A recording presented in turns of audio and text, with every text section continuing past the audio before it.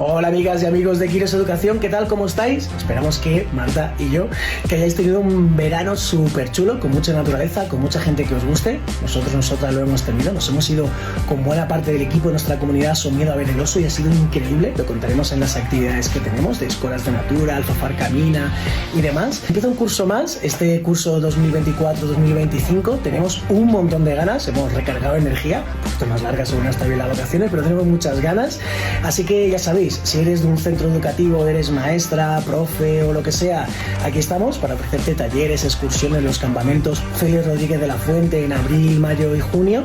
Si eres de un ayuntamiento, pues ofrecemos las escuelas de natura, ofrecemos talleres también, excursiones, todo, el proyecto este tan bonito de los Camina, como hacemos en Alfafar Camina, y nada, que tenemos ganas para seguir educando a favor de la gente sencilla y el equilibrio con la tierra.